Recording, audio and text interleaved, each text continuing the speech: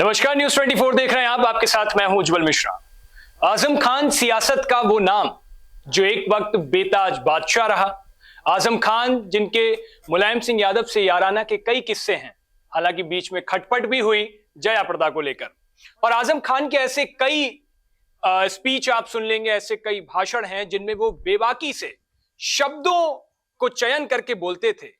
लेकिन आज का वो दौर है कि आजम खान के वही शब्द भारी पड़ रहे हैं। आजम के उन शब्दों की वजह से कई बार उनके अच्छे दोस्त दुश्मन बन गए। आज रामपुर में कई उनके साथी उनका साथ छोड़ चुके हैं और आज आजम खान अब सलाखों के पीछे हैं। आजम खान को जब जेलों से शिफ्ट किया जाता है तो वो कई बार कहते हैं कि मेरा एनकाउंटर हो सकता है, मैं बीच में बैठ के नहीं जाऊंगा। उनके कई वीडियो ऐसे वायरल होते हैं। ये सब चीजें हैं जो लोग सामने से देखते हैं, कैमरे पर दिख जाती है। लेकिन आजम खान के ऐसे कई किस्से, ऐसे कई कहानियां हैं जो दबी हुई हैं। आज राजीव रंजन जी हमारे साथ हैं, किस्से कहानियों के मशहूर और कई पुराने किस्से जो शायद आपने ना कभी सुने होंगे ना कहीं पढ़े होंगे, वो हकीकत उनसे रूबरू करवाते हैं। स्वागत है सर आपका। आजम खान को लेकर आज बात हो जाए, क्योंकि आजम खान बीते कई दिनों से पहले छोटे छोटे चौराहों पर लोग बोलते थे कि आजम खान के ऊपर ज्यादती हो रही है, आजम खान को मुसलमान होने की सजा। फिर अभी अखिलेश यादव ने एक राजनीतिक बयानबाजी कन्नौज से दे दी कि आजम खान को मुसलमान होने की सजा मिल रही है। फिर कई ऐसे बयान आ गए। आजम खान का वाकई में क्या हकीकत है? क्योंकि दशकों उन्होंने राजनीति की, इतने साल से वो विधायक रहे, पूरा परिवार राजनीति में है, कईयों की खुले तौर पर मदद भी की कहा जाता है। लेकिन आज आजम खान कहाँ हैं और क्या अब उनकी राजनीति होने वाली है? देखिए, आजम खान के बारे में बात करूं मैं जी, तो जमहूरियत में जब कोई आदमी जनता से चुना जाता है और लगातार चुना जाता है तो उसकी बादशाहत, उसका दबदबा राजनीति में, प्रशासन में, सरकार आने पर उसकी पार्टी में, सरकार रहने पर उसके पार्टी की सरकार हो तो सरकार में, पार्टी में उसका दबदबा बन जाता है। आजम खान ने इतनी बार, रामपुर की जनता ने उन्हें विधायकी का चुनाव जिताया है, लोकसभा का भी चुनाव जिताया है, उनके बेटे को भी चुनाव जिताया। मुझे याद है जब रामपुर में जया प्रदा को कैंडिडेट बना के ले जाया गया तो भी उनको चुनाव जिताया 2004 में। हालांकि 2009 में वो विरोध, उस तरह से मुखर विरोध नहीं किया, लेकिन वो शांत घर बैठ गए थे लोकसभा में।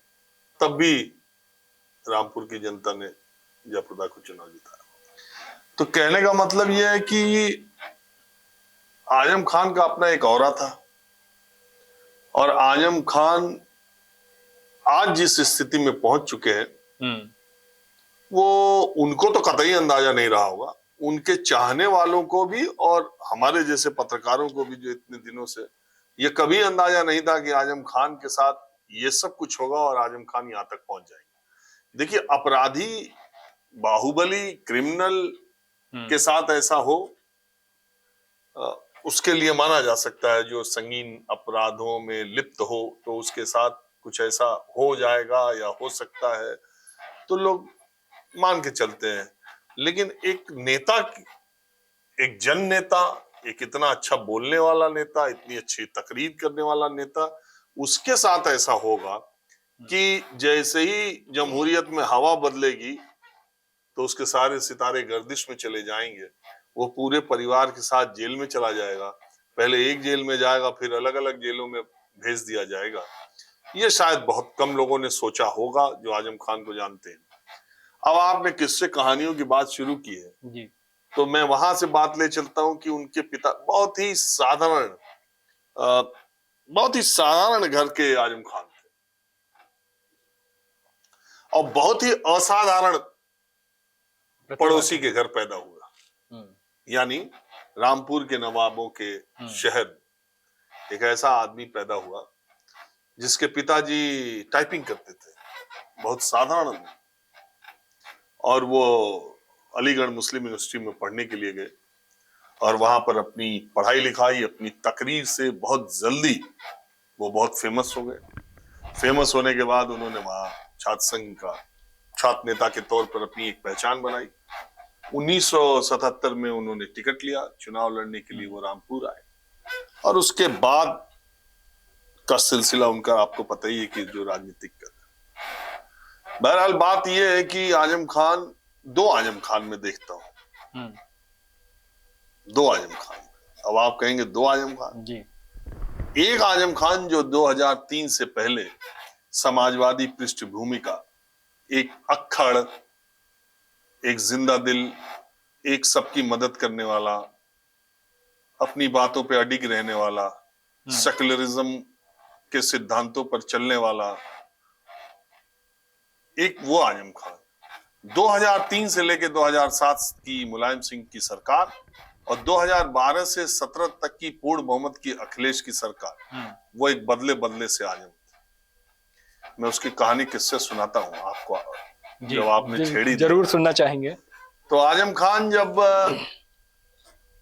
जैसा देश में आजादी मिलने के बाद तरुणाई के जो ऐसे लोग जो 1940 से 50-55 तक में पैदा हुए थे, जिनके आंखों के सामने या तो आजादी आई या जिन्होंने आंख खोला तो आजादी में खोली, वो एक जवान होते होते उनके अंदर ये सामंतशाही, ये राजा, ये नवाब, लोकतंत्र में इनका जलवा क्यों रहेगा, इन्होंने हमारे पुरखों पर पुश्तों को सताया है और ये राज करते हैं, ऐसा क्या है कि ये महलों में रहते हैं, हम झोपड़ियों में रहते हैं।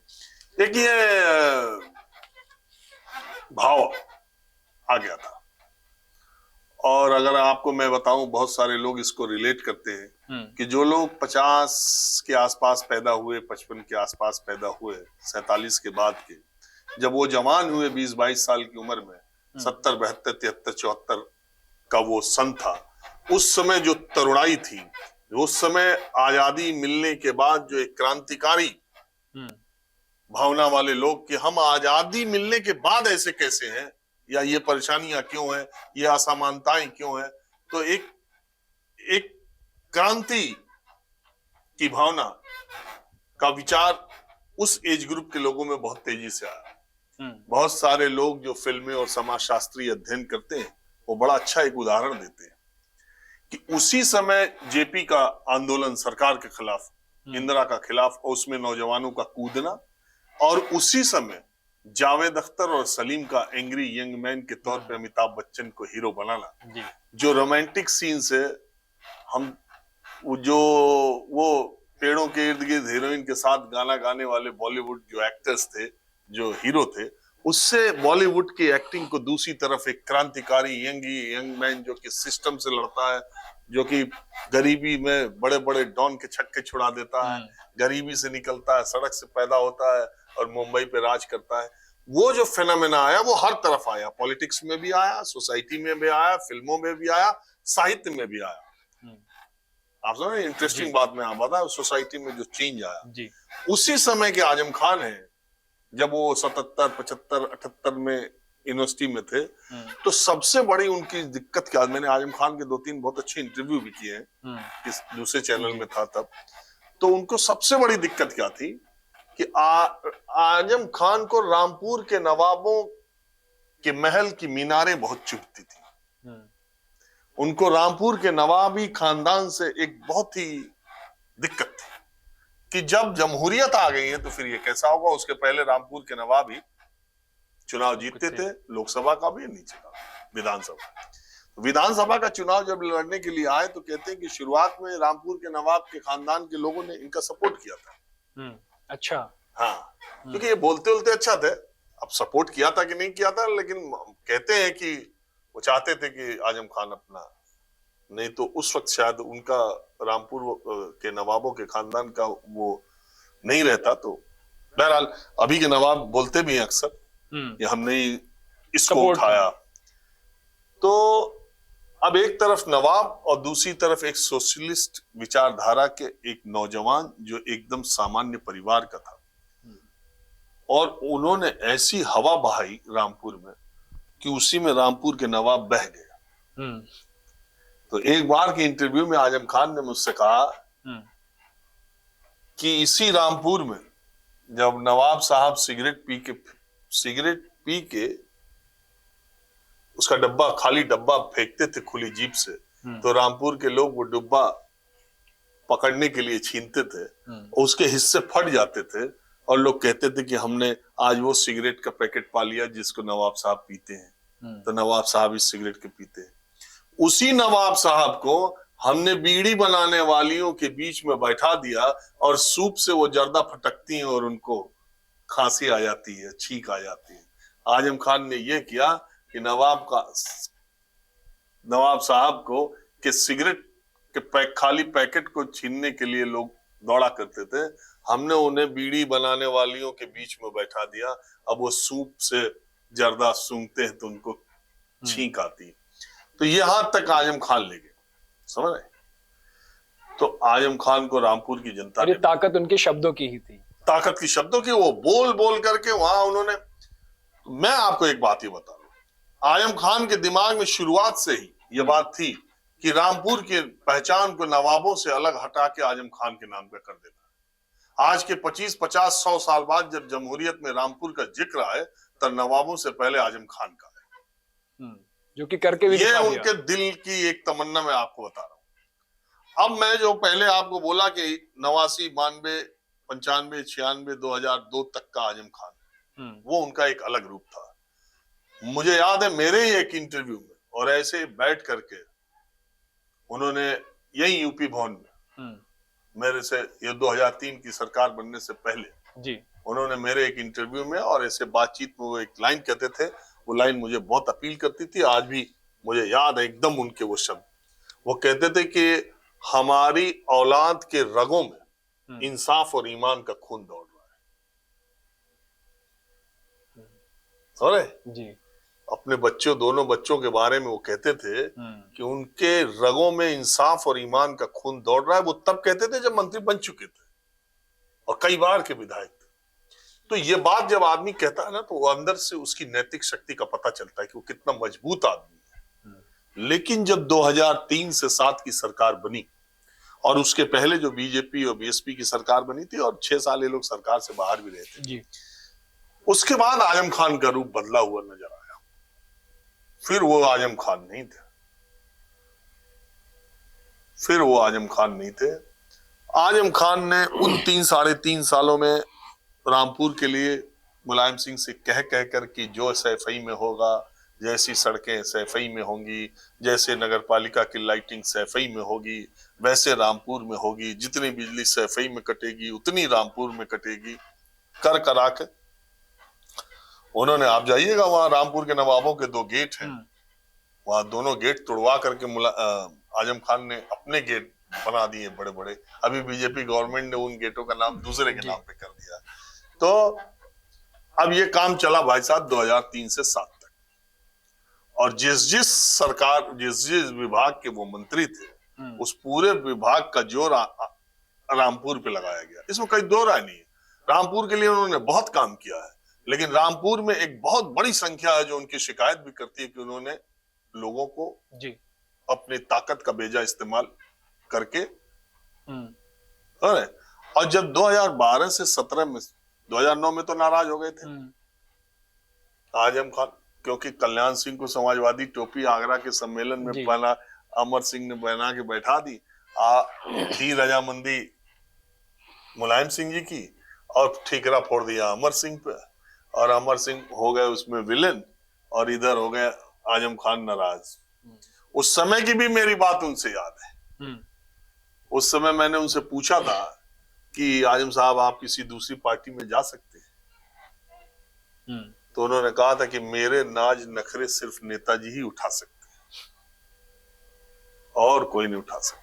शायद यही वजह रही, कई बार नाराजगी हुई और उसके बाद तो उसके बाद नाराजगी के बाद जब अमर सिंह को पार्टी से निकाला गया, और जैसा आजम खान चाहते थे वो सब चीजें पार्टी में जब हुई, तो उसके बाद वो लखनऊ के समाजवादी पार्टी के दफ्तर में गए, तो उन्होंने एक शेर कहा था कि तुम्हारे बाद कभी किसी की तरफ नहीं देखा, तुम्हारे बाद कभी किसी की तरफ नहीं देखा, तेरा इंतजार लाजिम था, इसीलिए घड़ी की तरफ नहीं देखा। तो उसके बाद वो आए और वहां पे फिर मुलायम सिंह के साथ हो गए। और 2012 में जब सरकार बनी, तो फिर सत्ता का मदांध होना जिसको कहते हैं, मैं कहता हूं आपको, सत्ता के नशे में चूर हो जाना, आजम खान का फिर वो सत्ता का नशा उस तरीके से आया। और मैं आपको बार बार कह रहा हूं कि 2003 से पहले के आजम खान और 2003 से लेके 17 तक के 14 सालों के आजम खान, जिसमें कि 8 साल वो सरकार में रहे थे, वो बिल्कुल बदले हुए आजम खान थे। उन्होंने अपनी इच्छा, जो मैंने आपको इसकी बताई, वजह मैंने आपको बताया ना, अब उनको ये लग रहा था कि अब एक तो उनका बेटा भी चुनाव लड़ने के करीब आ रहा था, दूसरे समाजवादी पार्टी की फुल मेजोरिटी की गवर्नमेंट, उसमें नंबर 2-3 की हैसियत, 2-3 क्या, मुलायम सिंह फैमिली को हटा दो तो उनसे बड़ा कोई तो उनकी पत्ता भी नहीं हिल सकता था। तो फिर वो अपने तरीके से उन्होंने किया। बहुत सारे लोग आपको, मैं कभी सच बोलने में गुरेज नहीं करता, बहुत सारे लोग आपको मिल जाएंगे जो कहेंगे कि समाजवादी पार्टी को जितना फायदा आजम खान से हुआ, कहीं उससे ज्यादा नुकसान हुआ। समाजवादी पार्टी के मुसलमान नेताओं की एक फहरिस्त मैं नाम नहीं लेना चाहता, मेरठ, संभल, मुरादाबाद, इस इलाके में जो आजम खान को पसंद नहीं करते हैं। आजम खान ने उनका बहुत नुकसान भी किया उन लोगों का। ये तो मुलायम सिंह जैसा फोरसाइट वाला नेता था जो इनको भी कैबिनेट मिनिस्टर बनाता था और उधर वालों को भी, संभल वालों को भी, मुरादाबाद वालों को भी, अमरोहा वालों को भी, मेरठ वालों को, मुसलमान बैलेंस रखा मामला, नेताओं को, उनको भी कैबिनेट मिनिस्टर बना के रखा था। नहीं तो ये दो फाड़ पहले ये आजम खान से ये लोग पसंद नहीं करते थे ना, आजम खान इनको पसंद करते थे। तो सवाल मैं आपको ये बता रहा हूं कि ये जो फिर इनकी गवर्नमेंट, ये जो 7 से 12 आया, जिसमें जौहर यूनिवर्सिटी बनाने के लिए इन्होंने पूरी ताकत का इस्तेमाल किया। मैं नहीं कहता बहुत ही खूबसूरत यूनिवर्सिटी बनी है, बहुत ही शानदार उसमें व्यवस्था की गई है, ऐसा कुछ भी नहीं, गरीब बच्चों की भी पढ़ाने की है, एक से एक इंतजाम किए गए। लेकिन बात तो यह है कि आपने अपनी सत्ता का आजीवन चांसलर आप बन गए, आजीवन के चांसलर बन गए। और बहुत सारे लोगों का यह आरोप है कि पुलिस, एक पुलिस अधिकारी, मैं नाम नहीं लूंगा, उनपे भी 40 मुकदमे हैं। उन लोगों के और तमाम सरकारी अधिकारियों से डरा के, धमका के, पावर का इस्तेमाल करके लोगों के खेत बाड़ी लेकर के आपने इतनी जमीनें ली थी। तो ये था कि भाई चलो, एक तो बात आप मानेंगे कि जितने भी इंस्टीट्यूशंस बने हैं, एजुकेशनल इंस्टीट्यूशंस, या तो सरकारों ने जमीन दी है या लोगों ने जमीन दान की है या एक्वायर किया गया है। तो हर जगह ये विवाद हुआ है, ऐसा कोई मैं ये नहीं कह रहा हूं। लेकिन बात यह है कि आजम खान ने कुछ गलत नहीं किया, ऐसा भी नहीं है। और ऐसा भी नहीं है कि जितना आजम खान ने किया है उससे ज्यादा करने वाले अभी घूम रहे हैं। चूंकि वो आजम खान है, चूंकि वो हमेशा ऐसा बोलते रहे, लोकसभा जीते उनकी लोकसभा सदस्यता रद्द करवा दी गई, वो विधानसभा जीते उनकी विधानसभा सदस्यता रद्द करवा दी गई, उनका बेटा चुनाव जीता तो उसकी विधानसभा इसलिए रद्द करवा दी गई कि वो हाईवे पर रोड ब्लॉक कर रहा था। हेट स्पीच में पूरी भारत की आजादी के बाद पहला आदमी कोई है जिसकी सदस्यता रद्द करवाएगी, वो आजम खान की रद्द करवाएगी। तो सवाल ये है कि एक ही बात नहीं है, मेरा ये कहने का मतलब है, ये बात है कि उन्होंने जातियां भी कम नहीं की है और उनके साथ जातियां भी कम नहीं हो रही। मूल बात ये है, ऐसा भी नहीं है कि जो कुछ हो रहा है वो 100% बदले की कार्रवाई में हो रहा है, और ऐसा भी नहीं है कि आजम खान इतने बड़े क्रिमिनल हैं जो एक ही रात को हर 2 मिनट पे कभी बकरे की चोरी का, कभी किताब की चोरी का, कभी मुर्गी चोरी का उन पे मुकदमा दर्ज किया गया। आजम खान ये भी नहीं है। जो आदमी इतनी बार चुनाव लड़ा है, संसद और विधानसभा में रहा है, आप उसका नाम इतिहास से मिटा नहीं सकते ना। वो इस देश के काबीना मंत्री रहे, सबसे बड़े सूबे के, वो नाम आप नहीं मिटा सकते। लेकिन वही मैंने जो कहा कि उनकी ये जिद, वो एक शेर है ना, उन्हें ये जिद कि मुझे देखकर किसी को न देख। तो उनकी ये जो जिद थी कि रामपुर के नवाब के महल की मीनारों से ऊंची मीनारें मैं बनवाऊंगा, बनवा दिया उन्होंने। जौहर यूनिवर्सिटी की मीनारें उससे ऊंची है। और उनकी ये जिद कि रामपुर के नवाबों का नाम इतिहास से मिटा करके रामपुर का जिक्र जब हो तो आजम खान के नाम से हो। मुझे लगता है उस दहलीज तक भी पहुंच गए। लेकिन रामपुर के नवाब अलग बात है, उनकी अलग शख्सियत है। तो कुल मिला जुला के मामला ये है कि देखिए, अपने बेटे को विधायक बनाने के लिए इन्होंने फर्जी सर्टिफिकेट का इस्तेमाल किया। अदालत ने जो अभी फैसला दिया है, तीनों को दोषी पाया, 7 साल की सजा दी है। अब सुरक्षा कारणों से तो सरकार का काम है तीनों को 3 जगह पटक दिया, सीतापुर, हरदोई, रामपुर। तंजीम फातिमा उनकी जी। पत्नी है, वो भी सांसद रही है राज्यसभा, एमपी भी रही है। लेकिन सियासत का बड़ा परिवार तो ही रोज असदुद्दीन ओवैसी इतना बोल रहे हैं और उनके एजुकेशनल इंस्टीट्यूशंस में 10,000 लड़के पढ़ते हैं और कितनी पुरानी फैमिली है और कितने बड़े बड़े एजुकेशनल इंस्टीट्यूशंस है। आपने कभी सुना कोई इनकम टैक्स, कोई सीबीआई, कोई सेबी, कोई एफआईआर, कोई जांच, कोई एजेंसी असदुद्दीन ओवैसी के घर गई हो? नहीं। लेकिन आजम खान पर है तो ये भी सवाल उठता है। इसीलिए दबी जुबान लोग उन्हें बीजेपी की बी टीम भी बोलने लगते हैं। आजम खान की बात जब होती है तो लोग असदुद्दीन ओवैसी, जब मुसलमानों की बात हो रही होती है तो लोग कहते हैं वो बीजेपी की बी टीम है। देखिए, तो आप बताइए, बीजेपी से जब आपको लड़ना है तो अगर जो बीजेपी के साथ नहीं है तो आपको बीजेपी की बी टीम उसको कहने में क्या जाता है? असदुद्दीन ओवैसी क्या है बीजेपी की बी टीम कहे जाने की वजह से अपनी पार्टी का विस्तार न करें और अपने संसद में या सड़क पर आज मुसलमानों की एक मुख्तलिफ आवाज जो है वो असदुद्दीन ओवैसी है। लेकिन अब उनकी ताकत कम है, उनकी शक्ति कम है, उनकी पार्टी छोटी है। कई बार उनकी पार्टी की वजह से दूसरे वालों को नुकसान हो जाता है, इसलिए वो ये बात कहते हैं। अच्छा, आजम खान की बात चल रही है। आजम की अब विरासत को कौन संभालेगा? क्योंकि इतने लंबा करियर उन्होंने पूरा राजनीति का खेला है। अपने बेटे को लाए, अब बेटा सजा याफ्ता हो गया, पत्नी थी वो भी। अब बात उठ रही है सिद्रा खान की, आजम की बहू की बात। क्या लगता है कि अब उनके हाथ में पूरी इसकी कमान जाएगी? देखिए, मैं तो उनको देखा हूँ, मैं मिला भी हूँ, चुनाव में आई थी, उनका इंटरव्यू भी मैंने किया। वो तेज तर्रार महिला है, बड़ी समझदार महिला है और बड़ी सलीकेदार महिला है। और उनके परिवार का पूरा बोझ, अगर आप कहें, परिवार में ज्यादा लोग तो है नहीं जी। आजम खान, तंजीम जी फातिमा और उनके बेटे अब्दुल्ला आजम और बड़े बेटे का नाम मैं थोड़ा भूल रहा हूँ।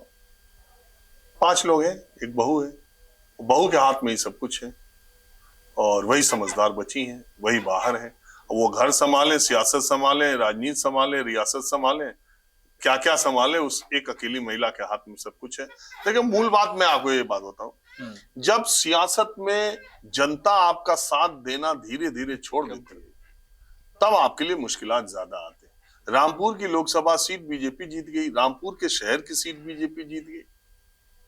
अब लोग ये कहें कि वोट नहीं डालने दिया तो ये कर दिया। प्रशासन की सख्ती तो होती है हर बाई इलेक्शन प्रशासन का होता है। क्यों नहीं घोसी का जीत लिया बीजेपी ने, जीत पाई? क्यों नहीं ये जो अभी ये आरएलडी का जीता है अभी रामपुर के साथ जो चुनाव हुआ, क्यों नहीं बीजेपी वहां जीत ली?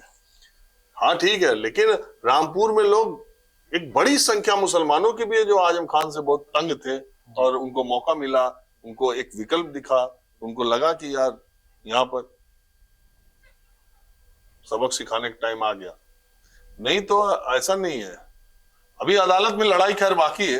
एक बात आजम की राजनीति को लेकर कहते हैं कि जो हीरो से जीरो बनाने में एक सबसे बड़ा नाम आता है आकाश सक्सेना का।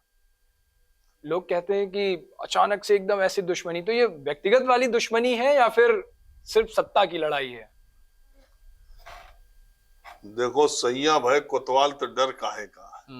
अब योगी आदित्यनाथ की सरकार है और योगी आदित्यनाथ और आजम खान में 36 का रिश्ता बहुत पहले से। तो एक तो बात ये है, दूसरी बात ये है कि ये सारे मुकदमे आकाश सक्सेना ने किए हुए और इतने मुकदमे करने की या रामपुर में उनकी हिम्मत का इनाम उनको विधानसभा का टिकट देकर के किया गया। आप समझिए बात जी। ये हिम्मत का उनको इनाम मिला आकाश सक्सेना को, तो बाई इलेक्शन जीत गए। चुनाव लड़ते हैं तब उनके दिक्कत में रहते हैं, लेकिन अब चूंकि देश में और उत्तर प्रदेश में ऐसी फिजा बन गई है जिसमें अब ऐसा लग रहा है कि आने वाले निकट भविष्य में आजम खान शायद वो पावर, वो सत्ता, वो ताकत हासिल न कर पाए, इसलिए अब लोग सर उठा रहे हैं। तो ये समय समय की बात है। मैंने बताया जब रामपुर के नवाब का ये दिन आ गया और ये काम अकेले आजम खान ने कर दिया तो आजम खान का भी दिन आ सकता है। बदलाव प्रकृति का नियम है। अपने चेहरे के दाग किसे नजर आते हैं, वक्त हर शख्स को आईना दिखा देता है। जी। तो बिल्कुल आजम खान, वो आजम खान जो आपको 2003 से पहले का बताया राजीव सर ने, और उसके बाद 2003 के बाद का आजम खान, दो चश्मे से देखिए। कई सारी चीजें ऐसी हैं आजम खान को लेकर जो विवादों में भी हैं, आजम खान के कई बार के शब्द, और सबसे बड़ी बात आजम खान का साथ उनके अपनों ने और फिर उसके बाद रामपुर की जनता ने ही धीरे धीरे छोड़ना बंद किया। और आज हालत यह है कि आजम पर कई मुकदमे हुए, अदालत में विचाराधीन भी हैं, कई पर फैसला आ चुका है। आजम खान जेल में है, उनकी पत्नी भी और उनका बेटा अब्दुल्ला भी। घर में बहू सिद्रा है, बड़े बेटा पॉलिटिक्स में ज्यादा इंटरफेयर रहता नहीं है, सिद्रा है जो अब आएगी। हालांकि अब आजम का आगे क्या होगा, कैसे होगा, कब तक क्या होगा, ये सब वक्त बताएगा। लेकिन आजम खान की सियासत को भूल पाना शायद मुश्किल होगा और उनके भाषण, उनके कहे हुए शब्दों को भी भूलना मुश्किल होगा। तो आजम खान पर आप क्या सोचते हैं, हमें कमेंट बॉक्स में जरूर बताइए। आज के हमारे डिस्कशन में राजीव सर ने जो चीजें बताई, उन पर आप अपनी विचार क्या रखते हैं, वो भी हमें कमेंट बॉक्स में जरूर बताइएगा। बाकी की खबरों के लिए देखते रहिए न्यूज़ 20।